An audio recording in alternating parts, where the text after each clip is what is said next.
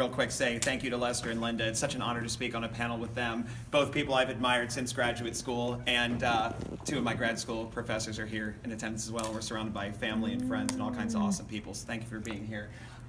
So I want to just talk to you real quick about advocacy in the English classroom and what we can be doing to make sure our students' voices are heard. It's such a common theme with this conference, and it's such an important theme. It's something that came at the right time. You know, it's been said a lot of times throughout this conference so far that when this theme for this year was chosen, like, we didn't even know how much we would need to hear it when we all came together in Atlanta this year. And so I think a lot of the work that these guys are doing is really important, like Lester said. So I'm really excited that you're here to share their experiences with them and maybe grab something that you can do with your own students as well. So something I'm doing with my students right now in my classroom is giving them an online presence and an online voice. I'm glad that, like I said, my professors are in the room because they, without knowing it, showed me how to do this.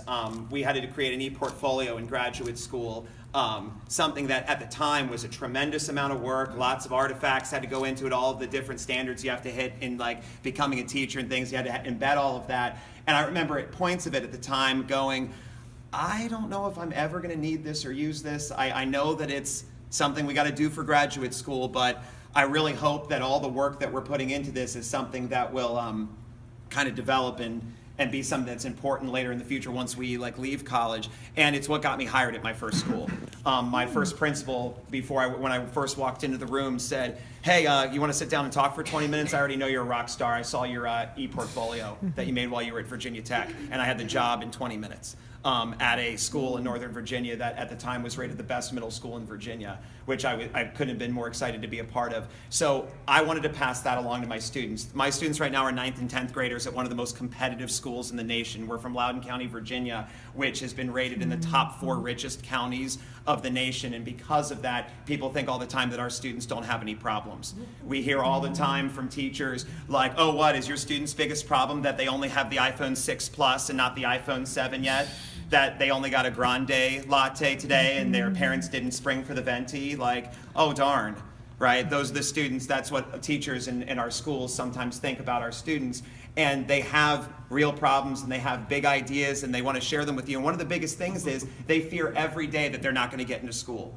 Because at our high school, if you don't have a 4.3, that's not even like really considered like real honor roll. We just had we missed it because we were here, but we just had a ceremony last night for students that made above a 4.3, because those are the students we need to highlight and you know, say what they're doing matters, because of course any old person would have a 4.0. Straight A's is obvious, right? Who would not make straight A's, right? So you need to be making straight A pluses in AP classes in order to compete in our high school. So these kids are terrified about college, and they feel like they're not going to get in and they're going to disappoint their parents, many of which are government contractors, are surgeons and surgeon generals and lawyers of major firms and all that kind of thing, and they worry that they're not going to live up to all these expectations that are placed on them and around them and the expectations of the community. So one thing I decided to do was to give them an online presence starting in freshman year, because we all know students are always online, but they're not always using those spaces properly to show their best selves. And so I said, let's show your best self, and let's at the same time quell one of these big fears that you have, and let's get you ready for college. And let's start a portfolio that's going to let college see what you've been doing ever since you were a freshman in high school. And it's something that you can continue to adapt as you move into sophomore year, into junior year, into senior year. So college has several data points hitting every single SOL, Common Core standard that we have, right? We can hit every single thing, and you can see real student data and work that they cared about and work that mattered and work that spoke to them with authentic audience over the course of their high school career. So I can invite you, sorry it's so small, but please write down this URL that's up at the top. It's Mr. A, all spelled out, M-I-S-T-E-R-A, M-I-S-T-E-R-A, which Lester said is also my Twitter and Instagram handle. I'd love to communicate with you. But it's .weebly.com. Weebly is W-E-E-B-L-Y. And if you're not a tech-savvy person, I'm not either. I laugh because Sarah invites me to speak on her technology panels, and I barely know technology. But what little technology I do know, I try to use to help students. And Weebly, for anyone in this room, this is a site that I could teach you how to use in 5 minutes. Please contact me if you're interested in what we talk about up here, and I can show you how to use this in your classroom. It's so user-friendly, it's so simple, and students of all ages can understand it and use it to their advantage. So in our classroom this year, what we're doing is we've made it a class office.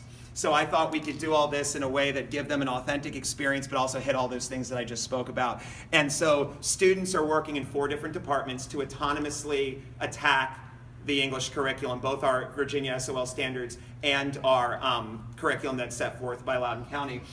So there are 4 different departments, and students engage in these in the 4 different quarters. So there's corporate development, professional development, research and development, and upper management. And students are using these spaces to hit different standards every quarter. Corporate development students run online discussion boards with their students after school and during the weekends about what we're learning in class, the novels we talk about, the songs and poems we analyze, the quick writes and the so whats that we come up with. They spend their off time, their out of class time exploring these spaces with each other. 100% student created, 100% student moderated. Sam, could you click on that? Could you click on corporate development? And then scroll down. Also, this is a permeable space right now. Quarter 1, if you see this right here, these are all finished websites, so when you peruse this site. Quarter 2, you can see what a website in the making looks like, because my live students are doing these right now. So you can click on one of these and see what students, before they get their feet under them, what they're looking like and how we're growing them. Click on block 4 down here in quarter 1 real quick. This is all now student made. Go ahead and scroll down. We have an About Us section. They have their pictures, they have their bios, just like they work in a company. If you scroll up, there's tabs across the top. This is all students have come up with these ideas. Don't click on the tabs, but this one is the statistics that they've compiled about the discussions that they've held, all of the data, who was participating, what were they saying, how can we use that in class to kind of expand our thinking as a whole. Join the Discussion is a tab where they offer students the resources to effectively engage in these discussions. And then Sam, if you click on the discussion area, you click on this and you can scroll down through all of the different, it's loading, all the different just actual discussions that they've actually held, and you can click on those different tabs and see some of these discussions. Like I said, 100% they held. I gave them very basic environment in which to do this, and then they took it and kind of ran with it. Okay, that's fine. I'll tell you about the other departments if you can get it working. Go to professional, yeah. Professional development students, these kids are running their own in-class professional development. They get 15 minutes of class time every week to stand up in front of their class and teach their peers. This is hitting all of our oral presentation standards, and in a way that isn't, you're up on stage all alone, 5 minutes, you have to have 10 visuals, you have to have this, and we have a rubric that says a 4 is you did all of these things, a 3 is you kinda did all of these things, a 2 is you didn't really do all these things, and a 1 is you didn't do any of these things, right? Which is all super vague and allows us too much wiggle room for our own kind of personal biases and thoughts about students is to kind of sink in and say, this student's always a 2 student, right? They always just kind of have done what they're supposed to have done, right? And that kind of can sink into that really kind of subjective form of grading. So we don't do rubrics. Instead, they have very basic parameters, and then the students just go do. If you click on block 6 in quarter 1, these students learned the basic fundamental 5 just so they could learn best practice in the classroom, just very basic, some little teacher steps that we learned on day 1 of Methods 101. And then they host these discussions to enrich their classmates. I get 6 data points a quarter. And students give a presentation, and I can talk to them and debrief and say, here's what we did well, here's what we didn't. Then they present again and again and again and again until I can look at a student and say, here's you week 1, here's you week 6. And then they take that confidence with them in all of their other classes. So a student who's now has to get up in social studies and give that big oral presentation like they were one of the presidents and give some kind of big speech, they go, oh, that was nothing. After they've presented 6 times in my class and we're scaffolded properly into that. Because I feel like oral presentation's a thing we blow off all the time. And when we do it, we don't properly scaffold. And I was guilty of it for years. I used to do a project called The Testimonial, and at the end of the school year, the kid had to stand up on my teacher desk in front of the whole class and talk about their 7th grade year. And the formative assessments that led to that was practice one-on-one with a friend and tell them what they're doing well and what they're not doing well. And then you're ready to stand up in front of 30 30 students and do this for real, right? And not so much. So this has given them that space to do that properly. Research and development tab, you'll get to learn everything we've done in our class so far. Those kids are analyzing our novels, our poems, our songs, our quick writes. There's a fun tab. Click on number 1. There's a fun tab that says espionage. A colleague across the hall is teaching in this same way, but doing different novels, songs, and poems. My kids go to his room, his kids come to my room about once a week. We spy on each other's classrooms and then go back and report out. So students are learning from 2 teachers simultaneously, and it's creating an English smack talk in our school that I'm really enjoying. So kids are going like, hey, so you guys didn't do The Boxer by Simon and Garfunkel, and we did. I'm just saying, it's a really awesome song, and here's what I learned. And then someone else is going, yeah, but you didn't read What the Heart of the Young Man Said by Henry Longfellow, and I know that was 1854, but let me tell you, it's relevant to 2016. And they're like, all right, well then maybe I'll read it. And they're like, all right, well maybe I'll listen to The Boxer. And it's like, all right.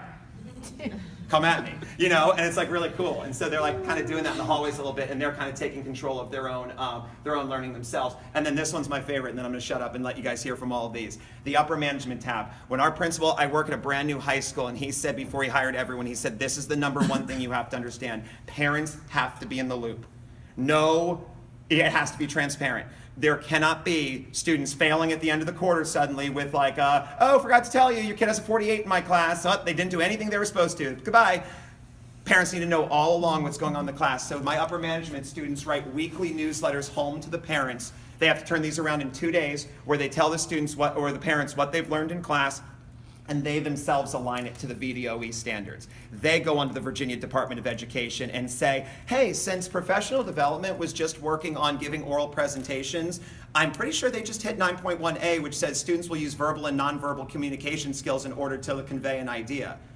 That's pretty much what they hit. Then they get to manage using those. So then they go to their own departments and they say, hey, so you did this, but what you didn't do yet is I didn't watch you guys actively listen to each other during your own presentation. You were speaking, and the rest of you who were supposed to be listening were on your phones, and you were like typing, and then when it was your turn, you got up and spoke. But otherwise, you weren't doing what you were supposed to be. Maybe next time when your group is up there presenting, you're all complimenting each other rather than contrasting each other, and that's how you could hit another standard and learn something new, right? So they're kind of doing all of that, and it all goes home to parents every week so they know exactly what's going on in our classroom.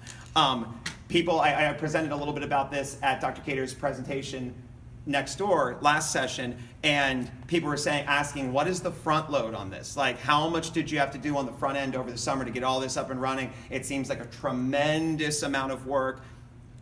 Surprisingly not, and like I said, Weebly is so user-friendly. I literally put it into the hands of kids, and then they created everything that you'll be able to explore on this website. I mean, the homepage gives you my very basic instructions, and then if you go to their webpage, you'll see how I gave them not even a full skeleton, like the very basic bones, and then they took and made it a whole like flesh and blood kind of a thing, which was really exciting to see them do. And now they're challenging each other to make their departments better each quarter. So the best departments of quarter 1, the quarter 2 kids are already learning from them and going, that was really cool, and they innovated there, but here's how we with our new group are going to innovate this further and take it to the next step and do something impressive. And they're all in control of that learning. They're excited that it's going to go onto their college resumes, the link to this, and we're archiving everything so that it stays there with them for forever. Weebly doesn't die. It's cool, and you can have like unlimited students on it, and it's free.